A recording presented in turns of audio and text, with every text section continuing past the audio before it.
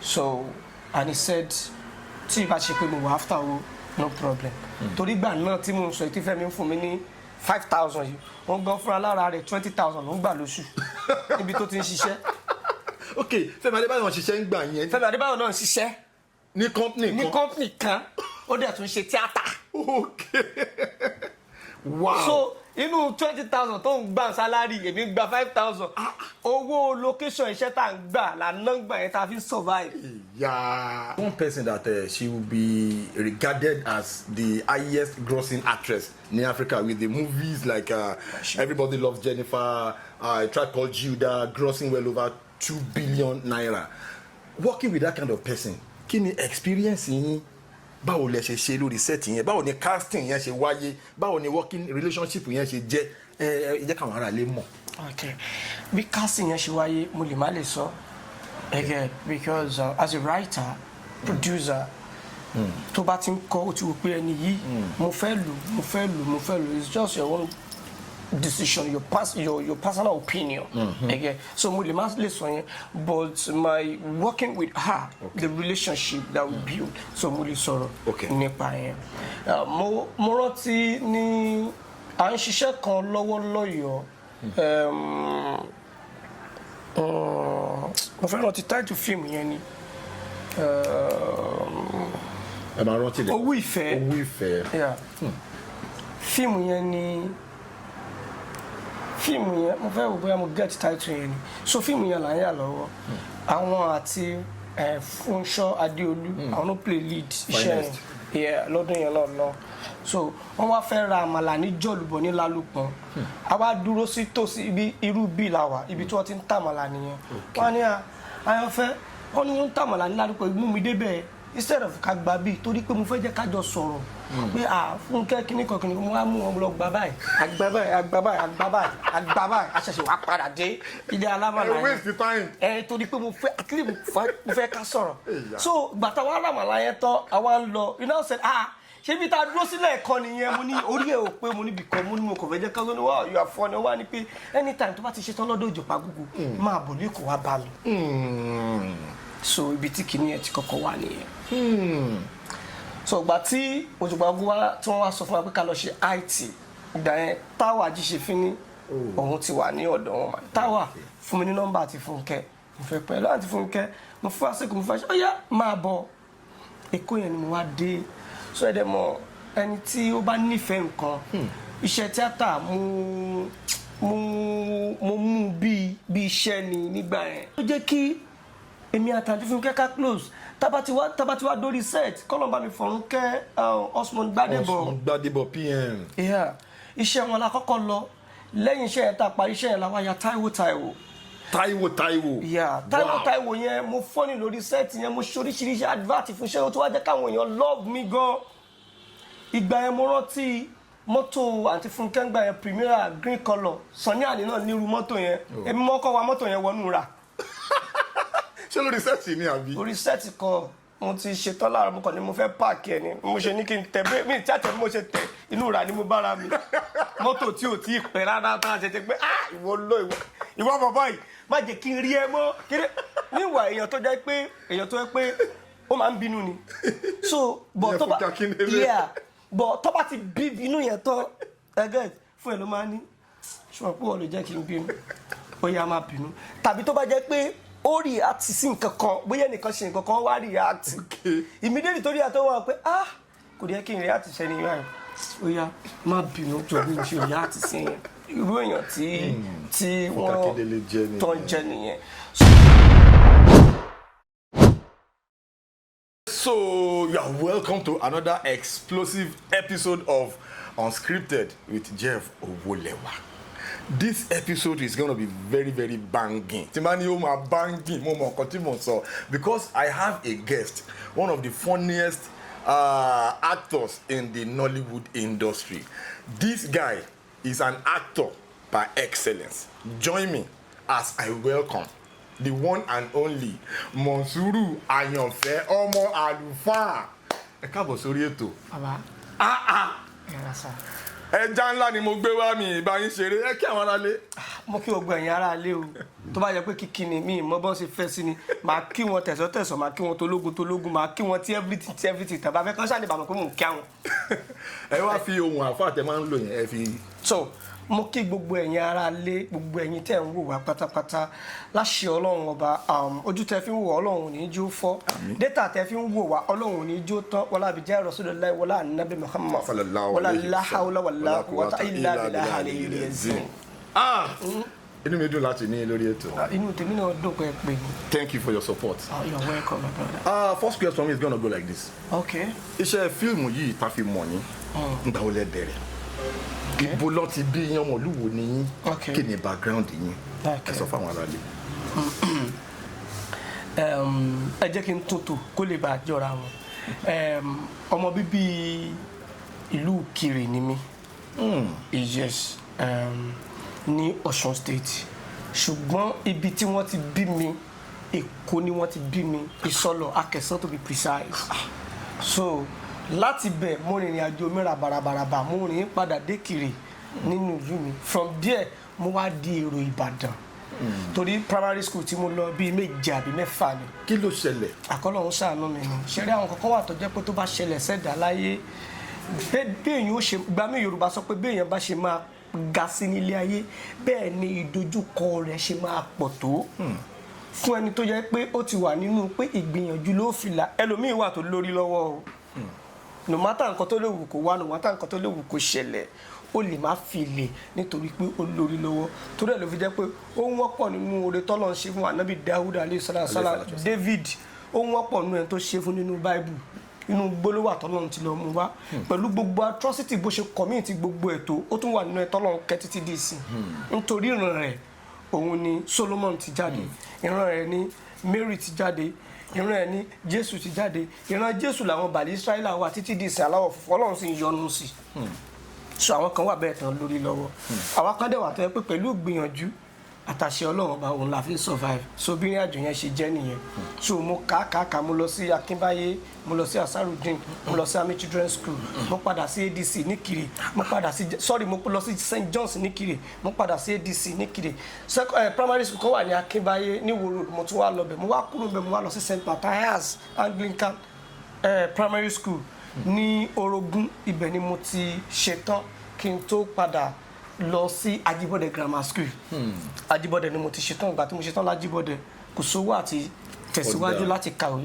because we are born from a very poor family so we started it with nothing so with the hope that everything will be fine so then mo wá padà wọ film industry from there mo ń dà lọ mo rìnrìn àjò mi Ọlọ́run gbé mi dọ́dọ̀ Razak Ọláìwọlá Ọlásùnkànmí Òjò Pagogo ìyá Ìkòyí Ẹ̀ṣọ́ máa dì í lẹ́ẹ̀dógún that's my boss so nígbà tí mo kó lọ́dọ̀ wọn rabarabo ẹ̀ mo dọ́dọ̀ Fúnkẹ́ Akíndélé ọ̀dọ̀ Fúnkẹ́ Akíndélé ni mo wá dé tí Fẹ́mi Adébáyọ̀ tán ti rí báwọn dẹ̀ like mi ṣá pé wọ́n rán kọ́lọ́n bá mi fọ̀rọ̀ kẹ́ Búkì Ọ̀sádàrè makeup artist ni àti Búkì yẹn ti kún sí.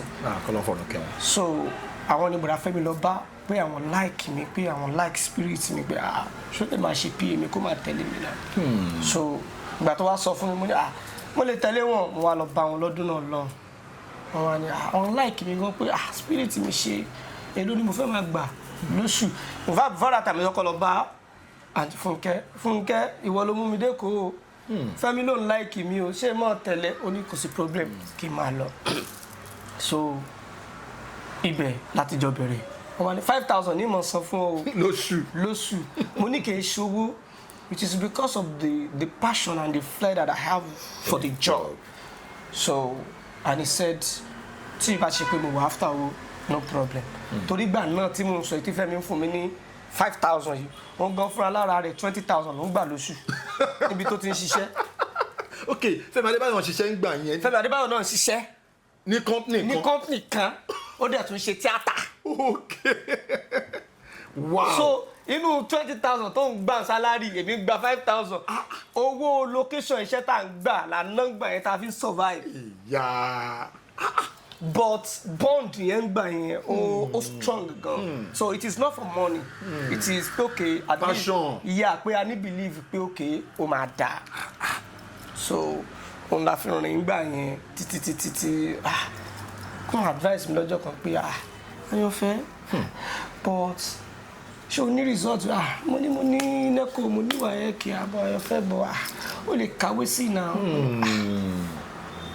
mi ò àánú náà jẹ́ ká try ẹ̀ náà bí mo ṣe lọ apply fún diploma nìyẹn theatre arts bọ́lá ṣe ní kọ́mú mi nìyẹn wow so bí mo ṣe bẹ̀rẹ̀ nìyẹn tí mo fi ní àwọn ní Ọlọ́run lò láti jẹ́ kí n ní diploma in theatre arts so wow nígbà yẹn ìgbà kan wà tó pọ̀ tiẹ̀ tí ó tójú mọ́ pé ọmọ máa dìfà mi ṣe mọ́ so àwọn èèyàn ṣáàdá má ṣe bẹ́ẹ̀ má ṣe kíní kan má ṣe kíní kan so with the glory of God then I still have in mind to further more in my education but presently now iná tí igi tíyàn kó sínú ó pọ̀ so maybe tíyàn bá ti sort àwọn kíní yẹn out then we go further.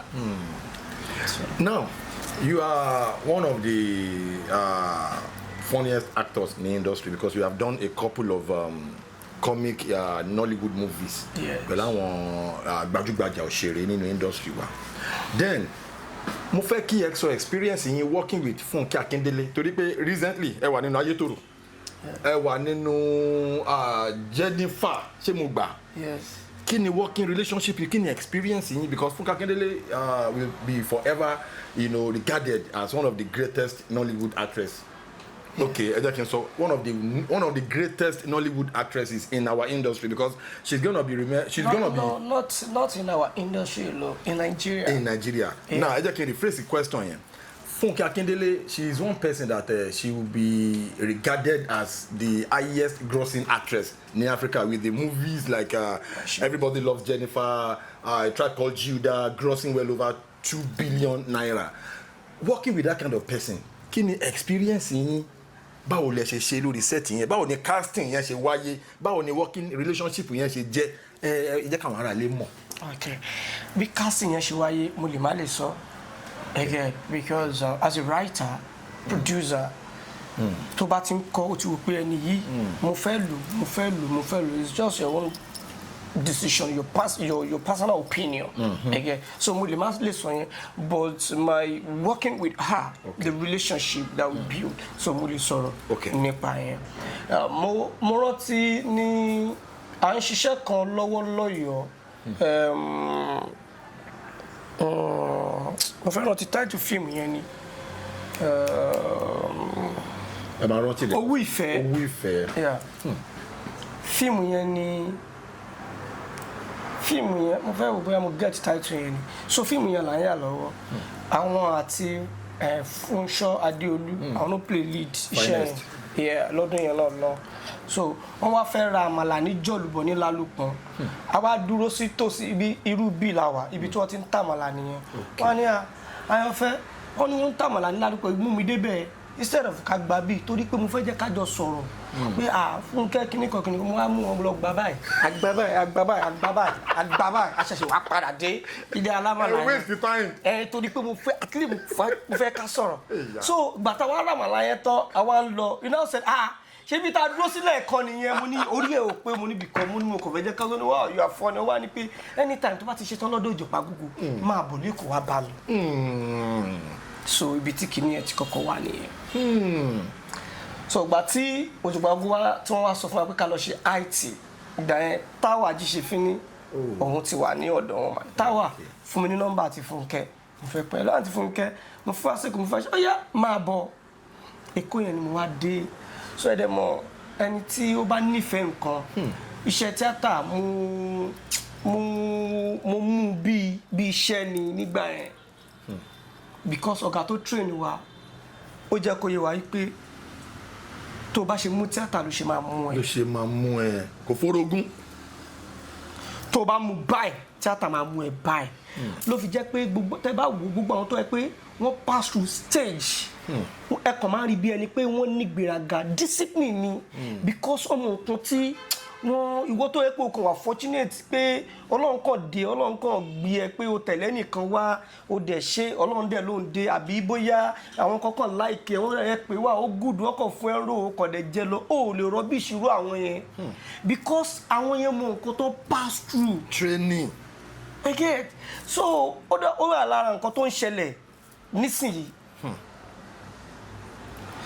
abínibí ó yàtọ̀ sí ability ẹlòmíì lè ní ẹ̀bùn tó bá ní ẹ̀bùn tó bá wà rọ opportunity àwọn kan wà tó yẹ kó wọ́n ti fi ojú winá kinní yẹn má torí pé opportunity tó rí yẹn ó superior àwọn tí wọ́n fojú winá ẹ̀ so kinní yẹn ló jẹ́ kí èmi àtàntí Fúnkẹ́ ká close tábà tí wá dórí set kọ́lọ̀ bá mi fọ̀rún kẹ́ Osmond Gbadebo PM. iṣẹ́ wọn la kọ́kọ́ lọ lẹ́yìn iṣẹ́ yẹn tá a parí iṣẹ́ yẹn la wá ya Táíwò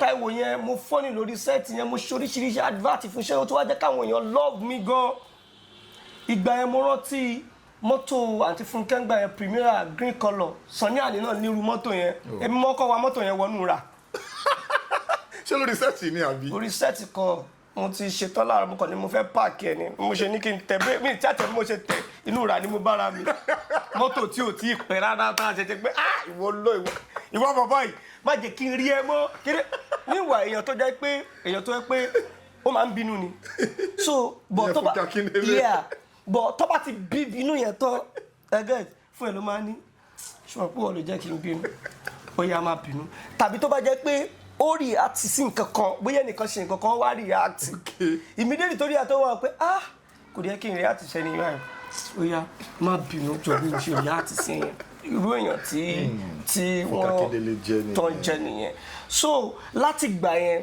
ẹ mọ̀ pé wọ́n sọ pé ìwájọ̀wà ló ń jẹ́ ọ̀rọ̀ ẹjọ́ rẹ̀ ẹni tó bá wò pé mo dẹ̀ sì lè manage ẹ o ìwé ẹ̀ dẹ̀ bá mi mú wà á develop interest nínú ẹ̀ àwọn pé okay jẹ́ kí n ṣe nǹkan báyìí fún jẹ́ kí n ṣe nǹkan báyìí fún so nǹkan tí ó ṣì relationship gbà yẹn òun náà ni mo ṣì ń jẹ́ lọ títí di ìsinyìí so nǹkan tó ṣẹlẹ̀ láàrin yẹn ni. ẹni tó bá rí yín nínú àwọn movies yẹn sìn ó máa rò bóyá ẹ kàn déédéé débẹ̀ ni wọn ò ní mọ̀ pé ẹ ti jọ wà láti àwọn táìmù kan tẹ̀tí ní history. no mo rí just of recent mo rí tí Táíwò ó ń circulate ní social media ibi tí èmi àti Bukky Osadare yẹn àti Bukky yẹn lájọ wà tá à ń ta pineapple tí àǹtí Fúnkẹ́ ṣe arúgbó bàdà Fẹ́mi ló fi wá ra pineapple lórí set yẹn so kọ́ lọ wo year yẹn nígbà yẹn so kọ́ wá fi compare àwọn iṣẹ́ àǹtí Fúnkẹ́ títí dì sí yìí so nǹkan tó wà ń bẹ nìyẹn. ok ní àwọn táìmù kan ẹ̀yin àti Òkúnnù ẹ máa ń ṣe àwọn kọ́mẹ́dì ó máa ń lọ fà ẹ máa ń fà á já gan alẹ́bí ìtàdé bóyá àbí ẹ̀tàn ni àbí Mọ́nsùrù àti Òkúnnù àbí ẹbí ni wọ́n àbí Òkúnnù tẹ̀lé ó bí Mọ́nsùrù kí ni working relationship yín báwo ló ṣe jẹ́. ẹ ṣe gan ilé aláyọ̀ òun ló dà á pọ̀. òkè ṣé àwọn ọ̀gá Bello. iye no iṣẹ́ Fẹ́mi Adébáyọ̀ but tẹ́ bá ní iṣẹ́ àwọn ọ̀gá Bello yeah you are still right. okay. so Fẹ́mi Adébáyọ̀ ló ní ilé aláyọ̀ ìgbà tí wọ́n ń kọ script yẹn role yẹn èmi náà fẹ́ fi ṣe ọmọ àfáà yẹn because ẹ mọ̀ tá a bá wà nílé wọ́n mọ̀ pé mo funny mo máa ń wo àwọn ìwà kan wọ́n wò pé pẹ̀lú Àyànfẹ́ àtẹ̀wé àwọn ìwà òṣì ẹ̀ tó mọ̀ wọ́n ẹ jẹ́ káyọ̀fẹ́ lọ play role yìí so Simply Saka ló yẹ kó play role yẹn. okay. yeah role tí Òkúnnù play ní aláyọ̀ yẹn Simply Saka ló yẹ kó play ẹ̀ ó jà pé bóyá negotiation àbí availability bóyá òun ló fà I don't know because Òkúnnù ni wọ́n kọ script yẹn tí wọ́n ṣe switch sórí wọn adẹ̀ṣiṣẹ́ yẹn Ọlọ́run dẹ̀ sọ pé àlùbáríkà. Okay. So ìgbà yẹn dẹ̀ mọ̀ pé tó bá ti di pé new face jáde àwọn marketers àwọn audience wọn á fọ pé okay àwọn fẹ́ máa rí wọn papọ̀ ló fi jẹ́ pé iṣẹ́ tó bá wà wọ́n fẹ́ cast Monsuru wọ́n cast Òkúnnù wọ́n fẹ́ cast Monsuru wọ́n fẹ́ so from there èmi àti wọn close bond wà tó yẹ pé tí bá fẹ́ ṣe nǹkan kan àbẹ́ anything máa pè wọ́n tó bá gbọ́ pé mo ṣe nǹkan àbẹ́ nìkan pè wọ́n ni mo ṣe báyìí wọ́n máa pè mí báyìí so nǹkan tó yẹ kémi àti wọn ká close nìyẹn iṣẹ́ yẹn ló pa wá pọ̀.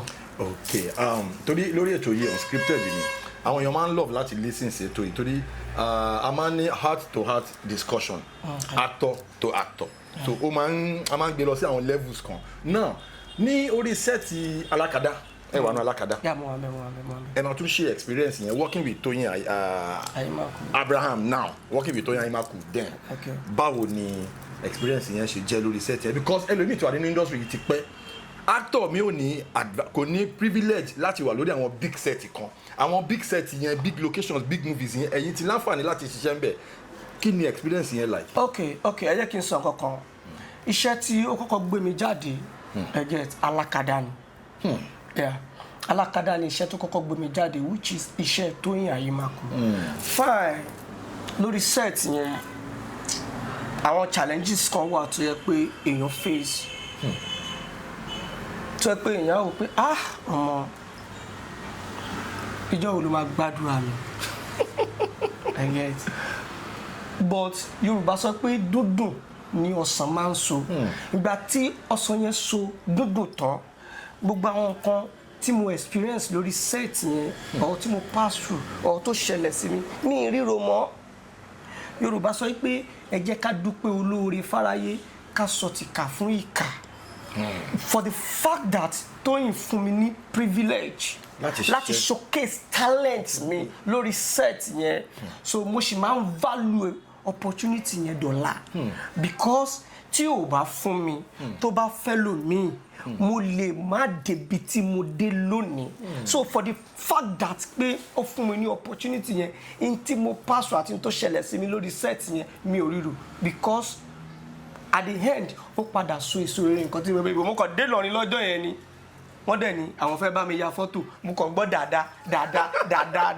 tá bá ti wá pé dáadáa èmi gan mà tún wá wẹ̀ máa wo pé ta ni wọ́n ń pè because mi ṣe dáadáa so later wọ́n wá rí pé ó ní fíìmù alákadá ti jáde mo ṣe dáadáa ń bè èmi gan ṣẹ̀ṣẹ̀ wá lọ wo fíìmù pé ṣé ó ló bá di èmi náà bá dẹ̀ tí wọ́n fọwọ́ kọ́ lọ́rùn tí mo fọwọ́ kọ́ yàn lọ́rùn ló bá mi ya fọ́tò so for that alone so she's not somebody tó yẹ pé mo lè gbàgbé.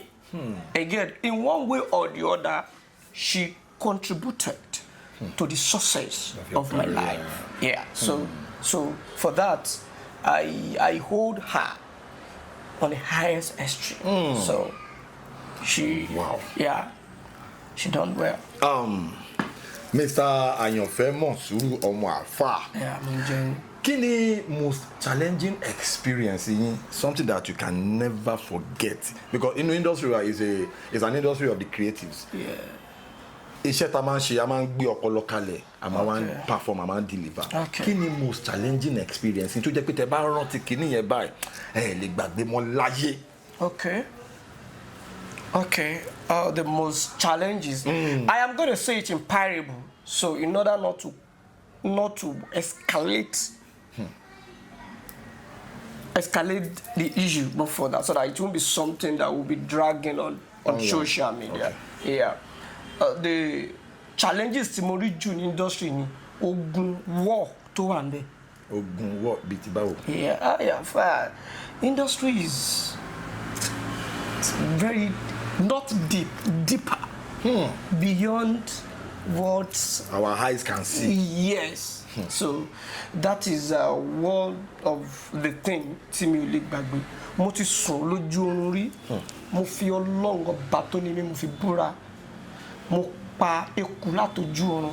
Mo dẹ̀ mú eku yẹn dání lójú ayé. Subhanallah. Billahi liazim bilikaba. Ẹni sọ̀rọ̀ kò ń ṣe fíìmù lẹ́ ń sọ. It is not film. Ẹ sùn báyìí. Lórí rọ bẹ́ẹ̀ látojú oorun. Mo dẹ̀ pa eku mo dẹ̀ mú dání lójú ayé. Eku yẹn wà lọ́wọ́ yín báyìí. Mo fi Ọlọ́run tó dá mi mo fi búra. Kí ló wá ṣẹlẹ̀ lẹ́yìn ìgbà yẹn? Abẹ́lọ́ náà ni a lè ṣàdúrà Ọlọ́run dẹ̀ kó wáyé. So the most challenges tí mo rí jù ní industry ni pé war tó wà behind iṣẹ́ yẹn gangan.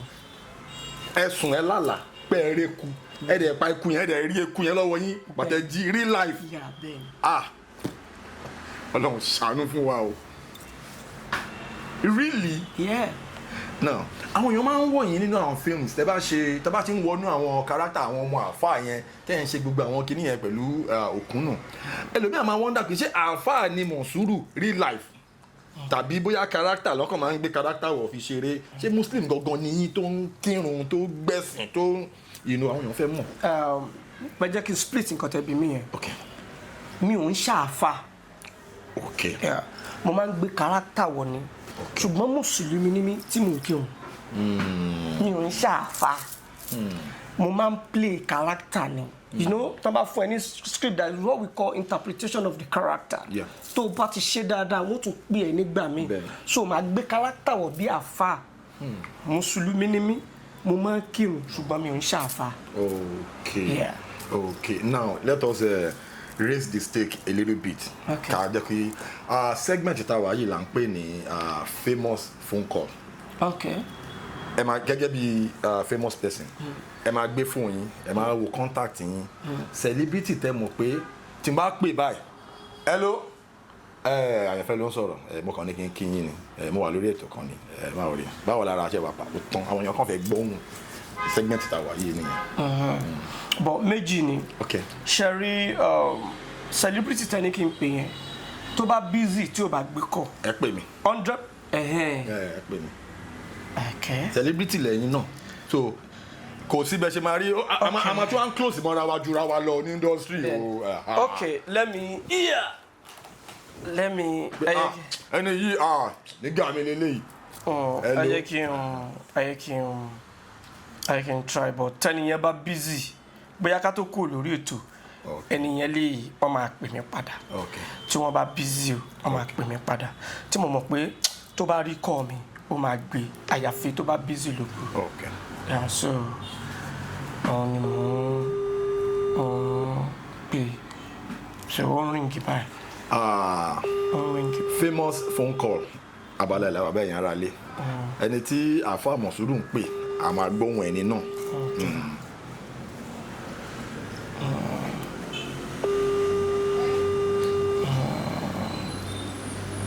Hello sir. Sir, Fẹ́mi Adébáyọ̀ mo pè yẹn. So mo wà lórí program kan ni wọ́n wá ní kí n pe celebrity tí mo mọ̀ pé tí n bá pè ó bá gbé call mi ó dẹ̀ máa bá mi sọ̀rọ̀. Alright sir, so òun wọlé ẹ̀gbọ́n yẹn sir. Ẹ ra sir. Ẹ pẹ̀lẹ́ sir. Jeff Owolewa ló ń sọ̀rọ̀ sir Tony Montana. Jeff, how are you? Boss, respect. Ẹ wò á pè yín ẹ jẹ́ wa ní wa dùn. Adúpẹ́ fọlọ́run. Thank you for your support all the time, boss. Thank you so much. Ẹ kàn ẹ ṣe hello sí àwọn fans tí wọ́n gbọ́ yín nínú ilé. All right, ẹ tẹ̀lé. Àyànfẹ́. Sir, all right sir. Yes sir. Yes. So, this is the ẹni tó ẹ pé wow màá pè wọ́n lọ́wọ́ kan. tó máa gbé kọ̀. máa gbé kọ̀. tó bá dẹ̀ pè mí náà lọ́wọ́ kan àfi tí mi ò bá sí nídìí fóònù mi kódà kó jòrò máa gbé. ẹ̀yin ará ilé ṣẹ́jẹ́rẹ́ ní industry táwa yìí is very very good when you are good. mo fẹ́ relate experience mi kan pẹ̀lú Fẹ́mi Adébáyọ̀ ní díẹ̀ kan. This Fẹ́mi Adébáyọ̀ ẹ̀yin ará ilé ẹ máa gbọ́ this Fẹ́mi Adébáyọ̀ he has always been there for everybody. There was a time tí mo ń ya movie tí mo ń plan movie kan ọ̀rọ̀ yìí ti pẹ́ dẹ̀ so mo wá pè wọ́n boss I wan work o this or that one o walai he gave me the kind privilege wey he give me after he don come that set ta ya iṣẹ́ yẹn tán wọ́n tó máa fi di bíi tó 9 lálẹ́ la parí iṣẹ́ bíi títí wọn mo wá ti ń yúnra pé kò dẹ̀ sówó lẹ́mọ̀ as producer kò sówó kankan mọ́ àmọ́ tá a máa fi gba hòtẹ́ẹ̀lì fún hòtẹ́ẹ̀lì táwọn dẹ̀ máa sùn yóò mọ̀ kékòó kì í ṣe hòtẹ́ẹ̀lì tí mo ti wá ń yúnra mo lọ bá wọn ní am I done boss you are done mo wá ti ń ṣe báyìí mo ti ń fi jet he don notice say I dey kí ló ṣe bá Jeff ní nǹkan tó ṣẹlẹ̀ ni pé ní a máa wọrí ṣé hotel room lòun wò bóyá o máa lọ rọ́ọ̀lù gbèsè ní nǹkan tí mo máa wọrí máa lọ sí. kò easy kí o pe A-list actor ṣiṣẹ́ tó bá ti ń di time yẹn o máa gba hotel you know wetin I dey talk and he left he even prayed mi nígbàgbé experience mi pẹ̀lú Fẹ́mi Adébáyọ̀ láti gbà mí nígbàgbé mọ́ láyé. it's good to be good. ó wà láì. so bọ́rọ̀ live ṣe rí ni mo wà ní TikTok live kan lánàá wọ́n wá ń sọ̀rọ̀ nípa loyalty wọ́n wá ń sọ fáwọn èèyàn pé kò sírú nǹkan tẹ́ lè sọ níwájú Fẹ́mi pé mo ṣe láì dáa fún kò lè believe yín ó máa pè mí ó máa because ó máa rí bí ẹni pé nǹkan tẹ́ ń sọ yẹn bí irọ́ lẹ pa because ó mọ ẹnìkan wá bí mí léèrè pé ṣé mo lè kú fún lórí program wọn ni yes mo lè kú fún ó wá pè mí lábọ́bà kú mo wá sọ pé kú fún pé oríṣiríṣi kú fún yàtọ̀ sí kú fún ọ̀tọ̀ ni pé òkè o ẹni yìí o wọ́n fẹ́ a fẹ́ pa o ó yá ìwọ la máa pa dí o mo ní ó yàtọ̀ láì pé ẹni yìí tó bá wà níbí ẹ lè rọ́bìṣì ẹni ibi tó wà tó bá wà níbí yìí ó rẹ́dì láti ṣe pé ẹ má ṣe báyìí ṣàlàyé yẹn mo ní tí wọ́n ń pè ní loyalty nìyẹn so ẹ má dà kíní yẹn kù pé tábà pé nàìjíríà ò dá ayé ò dá kò sẹ́ni tó fẹ́ kú ṣùgbọ́n àwọn life kan wà tó àwọn risk kan wà tó máa take nínú life ó máa pé no definitely ẹni yìí ó lè kú fún yàn bọ̀bí kìí ṣe bíi pé kó fẹ̀mí ẹ̀ kó fi lélẹ̀ so irú èèyàn báyẹn ni wọ́n jẹ́ sí mi because wọ́n ṣe so many things tó pọ̀ gan nínú life mi so tó fi dórí ìgbà tá a wà ní J15 and everything àwọn ló ní J15 I'm one of the lecturers there. Yes. Kò sí àṣẹ tí mo bá pa ní J15 wọn ń yẹ ó tẹ́ wọn lọ́rùn kò tẹ́ wọn lọ́rùn wọn ń yẹ àṣẹ. wọn tẹ ní chẹ́ẹ̀kì ẹ̀ rárá. wọn ní chẹ́ẹ̀kì ẹ̀ títí dọ̀la. mo tún máa ń sọ kinní kan because mo fẹ́ buttress ọ̀rọ̀ Fẹ́mi Adébáyọ̀ tá à ń sọ máa ń sọ fáwọn èèyàn kan pé Fẹ́mi Adébáyọ̀ is our cultural ambassador to Yoruba films. To Yoruba film industry. Mo máa ń sọ fáwọn èèyàn. Yeah, see, I do tell people that whether we like or not, Fẹ́mi Adébáyọ̀ changed the narrative of Yoruba movie industry entirely. Yeah, because Ageshinkole opened so many ways to Yoruba actors. Ó fún wa level. Yeah, which èmi ò sọ̀rọ̀ pé bóyá torí pé wọ́n jọ wà. irọ́ o. torí pé ó jẹ́ ìyẹn ni. no nǹkan tó wà gẹ́rì ni. everybody dẹ̀ rí pé no bó ṣe rí nìyẹn. when Fẹ́mi Adébáyọ̀ won this last AMVCA best actor oh my God that oh my as in kudos to Fẹ́mi Adébáyọ̀ and more grease to your elbow. Fẹ́mi Adébáyọ̀ ní wálẹ̀ láyé because Fẹ́mi Adébáyọ̀ is representing us in a very positive light.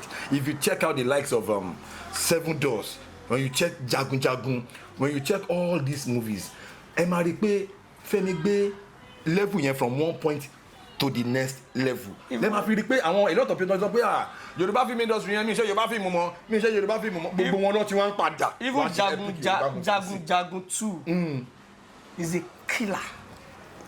ìyẹn tún. bombshell. Wow. So tó jẹ́ pé ó pa gbogbo nǹkan tí tíyan tí ń gbó bọ́ọ̀sì yín ó pa dànù.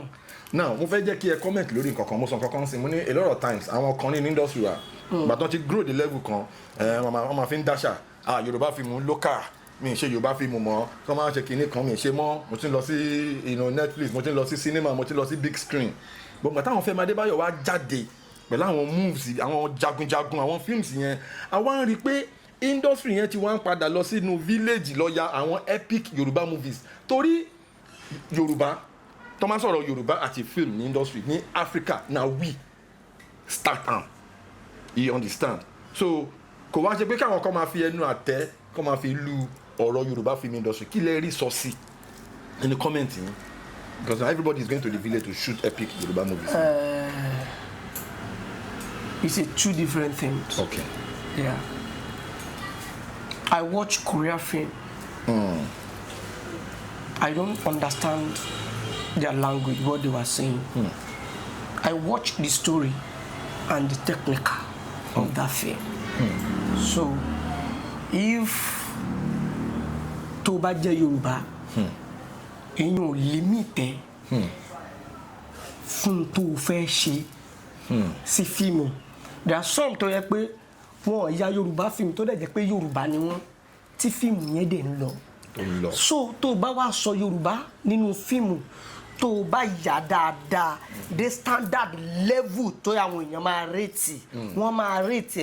bí gbogbo ọ̀rọ̀ tá à ń sọ lórí industry kí ni nǹkan tó dùn mọ́ yín nínú jù tó yẹ pé tẹ́ bá rántí bí èèyàn kan ló ṣe fún yín ni o tàbí nǹkan tó ṣẹlẹ̀ tó yẹ pé tẹ́ bá rántí bó máa ń dùn mọ́ yín nínú gan ní industry in the course of your career? Ọjọ́ tí wọ́n kọ́kọ́ fún mi ní ilẹ̀. Báwo ló ṣe ṣẹlẹ̀? Ẹnìyẹn wọ́n wá ra block lọ́dọ̀ mo ti ní block industry gbogbo wa yẹn. Wow. So wọ́n ra block lọ́dọ̀ mi ọkọ ni bàbá Monsuru tó máa ń ṣe fíìmù ikọ́ yìí ni. Mo ní bẹ́ẹ̀ ni Alhaji Taofeek Ọládìtì Usama lórúkọ ẹnìyẹn. Wọ́n ní ṣé wọ́n kọ́ lélẹ̀ ni mo ní yẹn bóun ní ṣe wà sádùúgbò náà ló ń gbé ni mo ní bẹ́ẹ̀ ni àdúgbò ló kọ́lé sí mo ní ẹ̀yìn tí ì kọ́lé o níbo ló wá nílẹ̀ sí mo ní ẹ̀yìn tí ì nílẹ̀ o bóun ló ṣe ní lílẹ̀. tó popular báyìí. mo ní kò sówó ni lọ́ba ní tó bá dọ̀la wá bá mi ìgbà tó dọ̀la bá ní so láìkì bí lójú gbangba ilé wa bí ilé wa bí ilé wa mo ní ẹ̀sà mo láìkì bí ilẹ̀ yẹn dẹ̀ ń lọ bóyá bí 6 plot wọ́n bá ní 1 plot ni ó mú kó kàn rà gbé báyìí kó ti bẹ̀rẹ̀ sẹ́ńbẹ̀ ilẹ̀ náà wọ́n ojú kókó èmi náà bù bí dọ́là kò sẹ́ni tó bí ó wà lọ́jọ́ tọ́jọ́ tí inú mi kọ́kọ́ dojú lé. Wow. So wọ́n lọ́jọ́ tí torí mi ò expect ẹ̀. Ẹ máa dúpẹ́ títí yín o torí ọ̀pọ̀ ló wà ní industry jẹ́ pé òun náà wá ru àánú bẹ̀ tí ò tí ì rí Ọlọ́run á ṣe oore fún gbogbo wa. Now láwọn táìmù kan a rí pé really feature nínú àwọn movies wa bí ba ṣe máa ń rí ibi ti tẹ́lẹ̀ àwọn kan wá sọ pé Monsuru ti ń talẹ̀ ó ti ń ṣe ọmọ onílẹ̀ kankan kí ni àwọn nǹkan tó ṣẹlẹ̀ láàrin yẹn. Monsuru ò ṣọmọ onílẹ̀. That is why I said me fine wọ́n ní ojú làgbà máa ń yá àgbàlagbà kan kì í yánu. Ìgbà tí mo yá Monsuru mákẹ́tà mi sọ fún mi pé fúnra lára ẹ̀ ó ní profit tó ń rí lórí ẹ̀ 5 million ni ó fún mi 1 million 2. pé dash yàtọ̀ sí owó tẹ́ ti fi ṣiṣẹ́. owó sẹ́mi náà ló fún mi o. mo wá fi orúkọ bu mákẹ́tà kan láṣìírí ó wá sọ fún mi pé ká nígbà tí Jennifer àti Jelili jáde ni Monsuru jáde ó ní same rate ní a máa gbé wọn sí ó ní ẹni yìí ò ní sọ fún àgbàlagbà mákẹ́tà lẹ́ni yìí o kó sọ fún un pé 5 million ló ń rí ó ní kéèyàn tó lọ sọ pé òun rí 5 million ó ti rí more than that. Okay. So ọ̀rọ̀ yẹn mo wá yíro àṣà ń báṣẹ yẹn lọ mo wá wo tọrọ kọ́bọ̀ tó ń jáde ń bẹ mo wá wò pé báwo ni mo ṣe fẹ́ bọ́yàwó àtọmọ tí responsibility bá pọ̀ jù báyìí lọ orúkọ ló dẹ̀ wà ẹ̀ tán pariwo Monsuru lọ́tún láì ní nǹkan kan yìí owó tó dẹ̀ ń fún wa kò tó nǹkan kan because ìgbà yẹn marketer ń ṣe tiwọn piracy ń ṣe tiwọn bẹ́ẹ̀ni so kíní yẹn pọ̀ débi pé lórí tí piracy náà ti ń affect marketer n tó bá gbọ́n lẹ̀ fún marketer náà ni ó padà fún producer àtàwọn actor tó ń jẹ lóko wọ́n á pé kójú mọ́ rí bí gbogbo ara ló gbọ́n ẹ o so bí mo ṣe rò pé òkè ẹ jẹ́ kí and my father was a building contractor. Okay. Yeah. So mo lè fọwọ́ mo lè mọlé mo lè mọ búlọ̀kù mo lè rẹ́lé iṣẹ́ abínibí tí mo mọ̀ ni. ẹ lè ṣiṣẹ́ bricklayer. tíátà ló gbà lọ́wọ́ mi.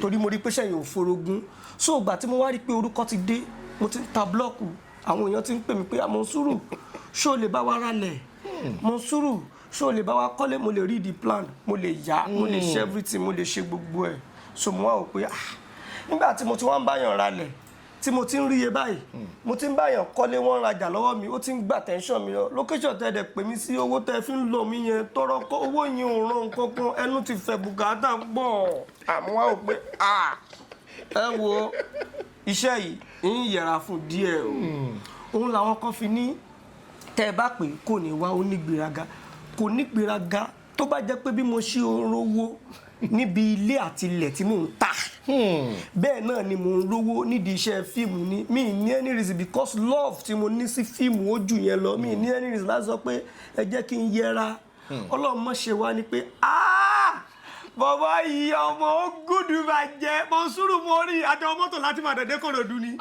orí ibú ni. náà ń bá lọ yẹn òun ní kẹ́ gbé wa débẹ̀. ṣẹ́ni tí mò ń ṣe sọ́lọ náà ni wípé ìbànújẹ́ ńlá nìkan mọ̀ sọ pé Monsuru bọ̀bọ̀ yẹn àjọwọ́ mọ́tò láti Kòròdú dé Ìbàdàn ní orí ibú ni so kó tó wá di pé wọ́n mọ̀ sọ wípé bọ̀bọ̀ yẹn òun ló ṣe gbọ́kadà kọjá àdúgbò mi ló ń gbé òun àtàwọn ọmọ kiri mo ṣáà rò pé ọmọ jẹ́ ń wá wọ̀rọ̀ kan kí n fi ṣàdá ẹgẹ́tì tápọ̀ ò bá ṣe san ìgbà míì èèyàn máa ń ka lórí o. So if you don't know where you are going to, always remember where you are coming from. Tó o bá ti mistake méjèèjì yẹn ó máa ṣòro díẹ̀ kó tó lè ṣìnà. So which type náà ládẹ ń jẹ títí di ìsìn ló fi jẹ́ pé téèyàn bá pè mí títí di ìsìn yìí màá sì charge wọn màá béèrè owó. Lóòótọ́ mi ò ní o ṣùgbọ́n mo wà contented pẹ̀lú kékeré tó wà lọ́wọ́ mi. So mi ò kàn ní ṣẹ̀ṣẹ̀ pé mo fẹ́ lọ location tọ́rọ́ kọ́bọ̀ tàbá ń fún mi yẹn mo fẹ́ mọ̀ gbà fíìmù tó kọjá tọ́rọ́ kọ́bọ̀ níbi tá a bá dé yìí táwọn actors bá ti bẹ̀rẹ̀ sí ní charge tí èsì porúkọ ni wọ́n ń wá owó tá a fi ń ya fíìmù ó gbé pẹ́ẹ́lí torí owó wà ń di iṣẹ́ fíìmù tá a bá ti yà dáadáa. Kí ni ọ̀rọ̀ ìgbìyànjú tẹ́ fẹ́ fún àwọn aráalé àtàwọn new artists tó ń ṣe ń join industry? Kò sọ̀rọ̀ gbìyànjú tí mo fẹ́ fàyà ara yẹn ni pé ìfẹ́ tẹ́ ẹ ní sí wa ẹjọ́ tó bá jẹ́ 100 ló wà ẹ jẹ́ kó wà ní 1 billion báyìí. Ẹjọ́ torí inú kẹ́ ẹ nífẹ̀ẹ́ wa kẹ́ ẹ mọ̀ wo fíìmù wa òun làwa náà fi ní wọ depression pé lágbájá yìí sì ń dá mi mọ̀ tàmẹ̀dọ́ báyìí sì ń dá mi mọ̀ oríire ni. Ṣé wá rí ẹ̀yin tẹ́ ẹ ṣẹ̀ṣẹ̀ ń bọ̀ ohun tó dájú láyé nídìí iṣẹ́ yìí òun ni ẹ má wọ aago aláago.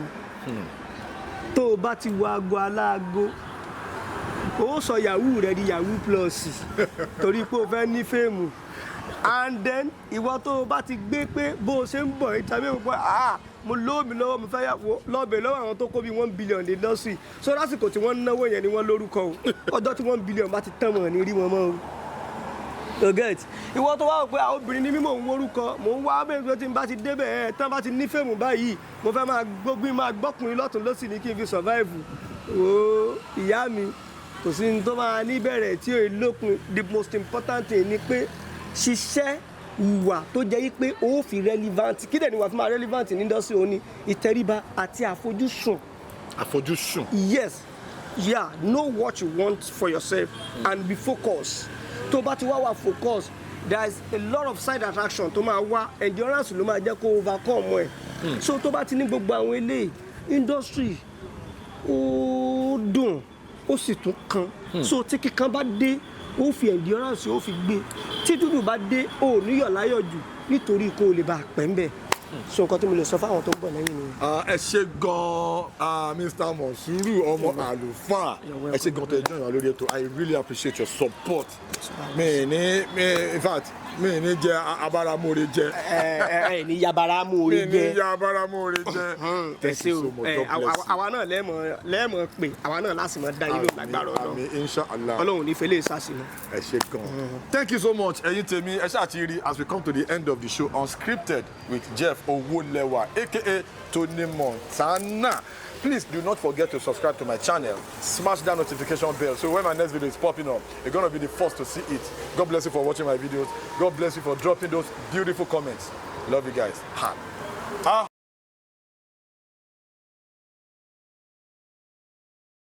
Please subscribe to my YouTube channel and press the notification button.